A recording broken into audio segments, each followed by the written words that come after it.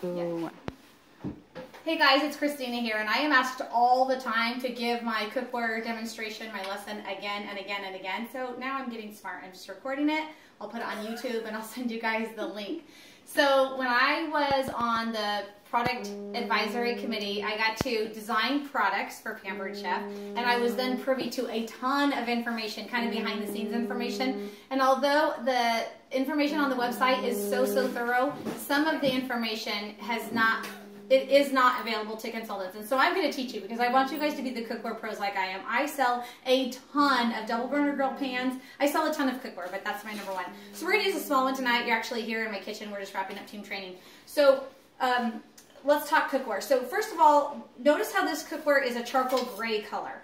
All nonstick starts as a charcoal gray color. So if your nonstick is brown, you've overheated it. Nonstick hates high heat, and that's why we don't find nonstick cookware in restaurants, because those chefs just crank up the heat and they really need to be using stainless steel. So if your nonstick coating is brown, your customer's coating is brown, really they've ruined it, and there's no coming back from that. Another way that consumers ruin their nonstick cookware is to use Pam or Mazola.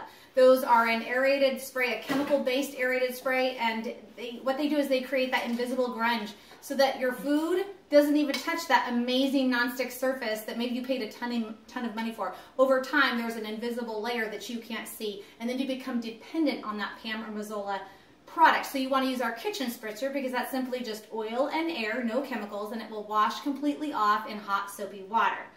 We certainly want to keep our cookware out of the dishwasher, and we still want to stay away from using sharp knives. So let's talk about heat conduction in cookware. We want a really thick base. This grill pan, will definitely hang over my heating element. Although it will hang over the heating element and the hot surface, the edges will be just as hot as the center because it's a very thick base. And thick metal heats up very evenly. That's really key in our double burner grill pan that has to straddle two heating elements that are almost always of different sizes. We want to even them out as best as possible, but then that thick base of that double burner grill pan will do the rest. Now heat transfers faster in thinner metal, and then comes the sidewalls of our cookware. So if it is spaghetti night and we need to bring liquid to a boil, we want the pan to heat up very evenly on the bottom, but then radiate up the side so that it can penetrate the liquid and bring that liquid to a rolling boil far faster than just a chintzy set of cookware would. I always say, if it's spaghetti night, we choose spaghetti night at homes because it's like easy night, easy dinner night, but you know, the deciding factor with how fast dinner is on the table is how fast your water comes to a boil. And that's the most basic step in spaghetti night, but it is the most powerful step in spaghetti night. So in our saucepans, it heats up very evenly, it radiates up the side, and then it penetrates the liquid. And still to this day, I'm floored at how fast the water comes to a boil. Now, once water is to a boil, if it's an inferior line of cookware, we add our pasta and it's flatline. And now we're waiting another 10 to 12 minutes to bring it back to a boil. So we, of course, are going to lose our boil initially. That's in any line of cookware. But in a well-designed line of cookware, that rapid boil comes back so much faster than probably what anyone has ever experienced. So we want a nice thick base, thin sidewalls, and that just allows for perfect cooking and boiling and all sorts of things. So now let's talk about the nonstick coating, because I hear at my shows all the time, I have nonstick and it's peeling and it's chipping and it's no longer nonstick. So I already shared with you how consumers ruin their nonstick cookware, and I'm going to tell you how our coating has been applied. So in most situations, I believe that companies take a shiny skillet and they just spray it. There's a lot of different ways to apply a nonstick coating, and of course there's a lot of different levels and quality of nonstick coating.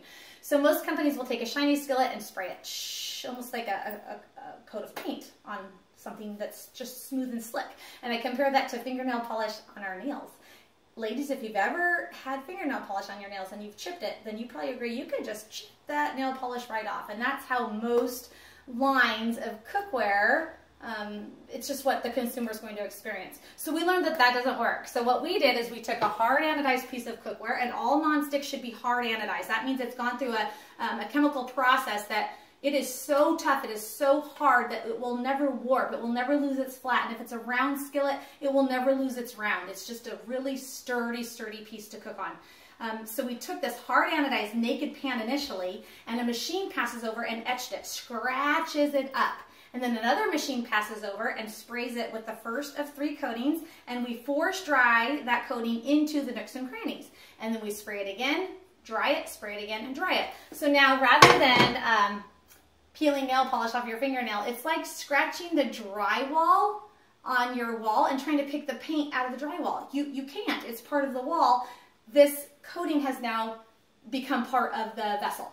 So our coating is made by DuPont, and it will rival the most premier nonstick linings that are in the market today. So we are absolutely up there neck and neck with all, there's only a handful of them that just truly own the industry, and the Pampered Chef is one of them. So we can be so proud of the quality of coating that we carry. We don't want returns. Returns cost a company a lot of money, and that's why the Pampered Chef will come out with just exceptional products to begin with. Our price point might be a little higher than what we're used to, but that's because they're getting an exceptional product, and we want it to always stay in the consumer's kitchen and not have those returns.